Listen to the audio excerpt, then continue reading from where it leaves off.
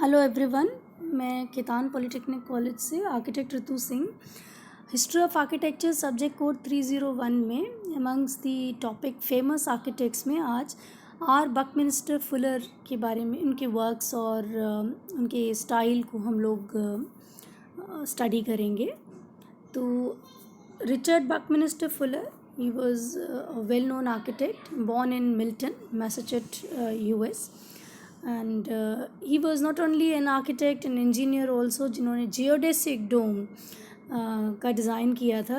That is the only large dome that can be set directly on the ground as a complete structure, and the only practical kind of building that has no limiting dimensions, that is beyond which the structural strength must be insufficient.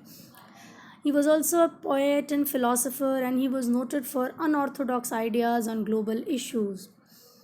उनकी जो early education है Milton academy में हुई थी, उसके बाद वो Harvard university में उन्होंने पढ़ाई करी थी, affiliated with Adams House. He was also expelled from Harvard twice. First for spending all his money partying with a vaudeville troupe, and then after having been readmitted for his irresponsibility and lack of interest. Many years later, he received a SDC from Bates College in Lewiston. हम उनके best known works के बारे में पढ़ेंगे. For the next half century Fuller develop many ideas, designs and inventions, particularly regarding practical inexpensive shelter and transportation.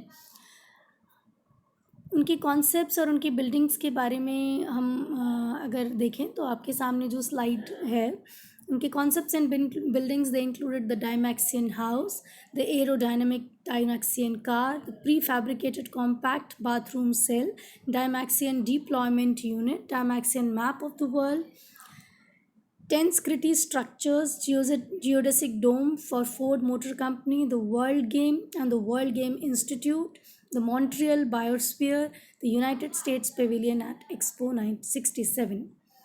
Design and philosophy and principles में is design focused around being more efficient and lower cost.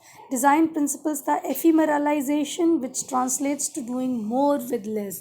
So this is one important aspect of his design, to do more with less. The practical achievements अगर हम उनकी बात करें तो Fuller introduced a number of concepts and helped develop others. However, more than 5 lakh geodesic domes have been built around the world, and many are in use. According to the Buckminster Fuller Institute, the largest geodesic dome structures are the Sigaya Ocean Dome, that is in Japan, the Multipurpose Arena, again it's in Japan, Tacoma Dome in USA, Superior Dome, Walk-Up Sky Dome, Round Valley High School Stadium, Polidoro di Caracas, former Spruce Goose hangar. इस तरीके के काफ़ी सारे इनके the Eden project Cornwall में UK में.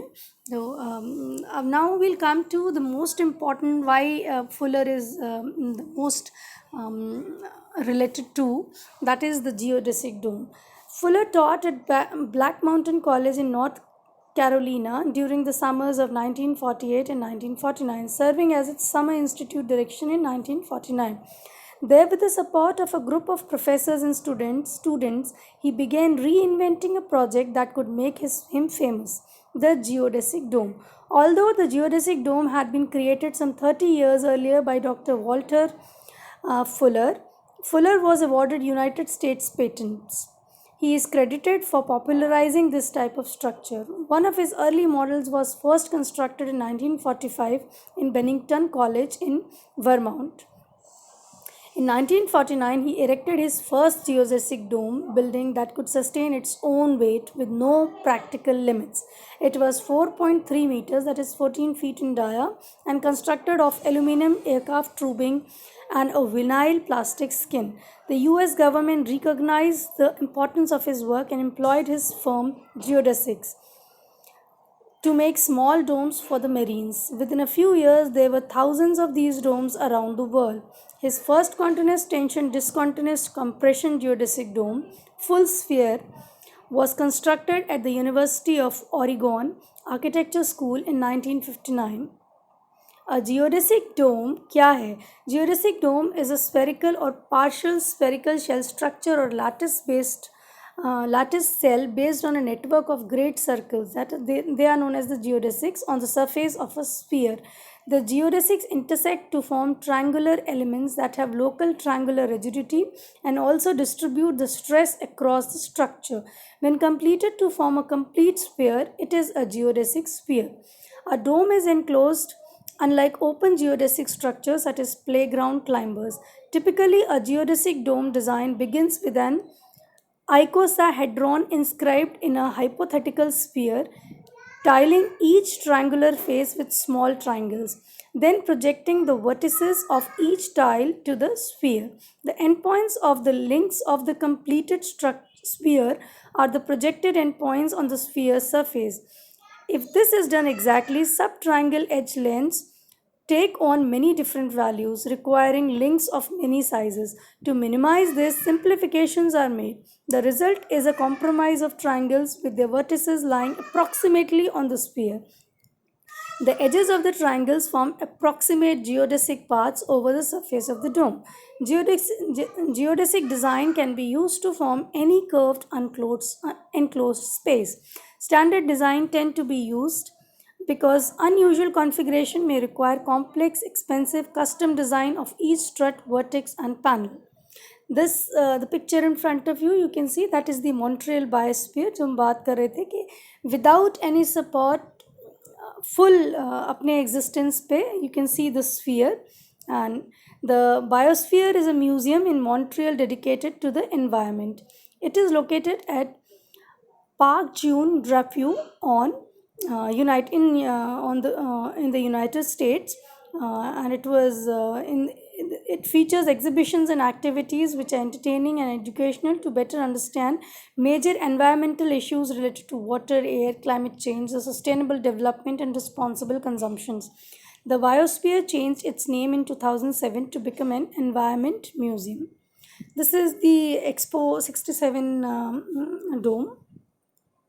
It's a place where you can amble through a rainforest, the Arctic Circle, rolling woodlands, or along the raw Atlantic Ocean front. Inside the Montreal Biosphere, the four ecosystem house thousands of animals and plants species. The Gulf of St. Lawrence has an underwater observatory where you can watch cod feeding alongside lobsters and sea urchins in the tidal pools.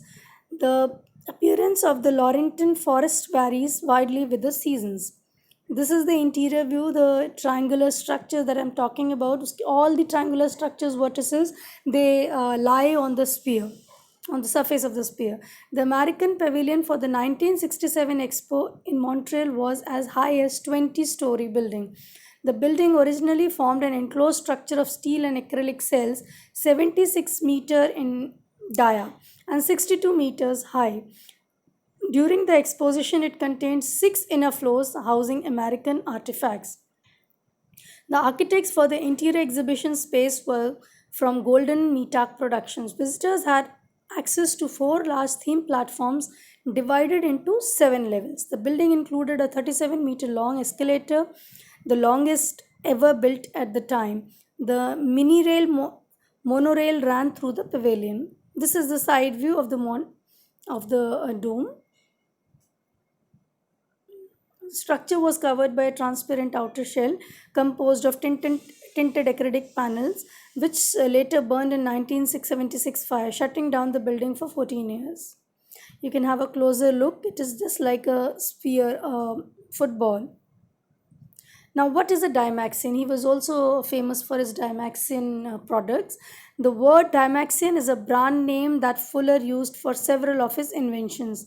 It is a combination of two or more words, and that is dynamic, maximum, and tension. That's important. What is Dymaxion? Dymaxion is a combination of three words: dynamic, maximum, and tension. A brand name was needed for the display of Fuller's first architectural model, later to be known as Dymaxion House. In order to invent a word, a wordsmith hired by Marshall Fields spent 2 days listening to Fuller and trying to get a feel for the type of language he used. So he suggested this name, Dymaxion. Fuller was excited about the word and used it for many of his inventions during the decades to follow, including the Dymaxion house, the Dymaxion car, and the Dymaxion world map. He also renamed his elaborate journal, in which he sought to document his life as an experiment with the greatest possible detail, as the Dymaxion Chronophile. These are the other designs. The Dymaxion car, you can see it seats 11-seater car, provided high mileage and ran on three wheels. Then there is a Dymaxion map, accurate view of the world, accurate to 2%. This is the Dymaxion house, which is having a central core which carries the full services. The Dymaxion house was developed by Fuller to address several perceived shortcomings with existing home building techniques. It was completed in 1929 and it was later redesigned in 1945. Fuller wanted to mass produce a bathroom and a house. His first Dymaxion design was based on the design of a grain bin. The Siberian grain silo house was the first system in which Fuller noted the dome effect. Many installations have reported that a dome induces a local vertical heat driven vortex that sucks cooler air downward into a dome. If the dome is vented properly, a single overhead vent and the peripheral vents. Fuller adapted the later units of the grain silo house to use this effect. The final design of the Dymaxion house used a central vertical stainless steel strut on a single foundation. Structure similar to the spokes of a bicycle wheel hung down from this supporting the roof, while beams radiated out supported the floor. Wedge-shaped fans of steel, metal, aluminum formed the roof, ceiling, and floor. Each structure was assembled at ground level and then winched up the strut. It was a prototype proposed to use a packaging toilet, water storage, and a convection driven ventilator built into the roof. It was designed for the stormy areas of the world, temperate ocean islands, and the Great Plains of North America, South America, Eurasia. In most modern houses, laundry, showers, and commodes are the major water uses, with drinking, cooking, and dishwashing consuming less than 20 liters per day. The Dymaxion house was intended to reduce water use by a grey water system, a packaging commode, and a fogger to replace showers. The fogger was based on efficient compressed air and water degreasers, but with much smaller water particles to make it comfortable. Two Dymaxion houses were prototyped, one indoor and the outdoor. No Dymaxion house built according to Fuller's intentions was ever constructed and lived in. Since there was no evidence of the crucial internal rain gutter system, some elements of the rain collecting systems were omitted from the restored exhibit. The roof was designed to wick water inside and drip into the rain gutter and then to the cistern, rather than have a difficult to fit perfectly waterproof roof. There was also to be a waterless packaging toilet that definitely shrink wrapped the waste for pickup for later composting. During the prototyping process, the idea for the packaging toilet was replaced immediately by a conventional septic system because the packaging plastic was not available. Other features worked as advertised, notably the heating and the passive air conditioning system based on the dome effect. These are the pictures in front of you. You can see the section, the Dymaxion bathroom, and the full plan and details. This is Wichita House. Fuller saw new potential to revisit ideas he had investigated with the Dymaxion house and the booming post war American economy in 1944. With the necessary money and support in place, he moved into the Beech Aircraft Factory in Wichita, Kansas, where he would research and update Dymaxion and introduce it to the public. Fuller was able to claim that the house was not, in fact, prefabricated by toying with the rigid trade definition that identified prefabrication as the fabrication of semi finished products such as panels and parts that are used at the site as a subassembly. The Wichita house was delivered as a whole. Fuller's system therefore marks a bifurcating moment when two strains of veritably prefabricated construction become evident: the panel system of flat parts and the newer modular system of pre-finished pieces. You can see the Wichita house section.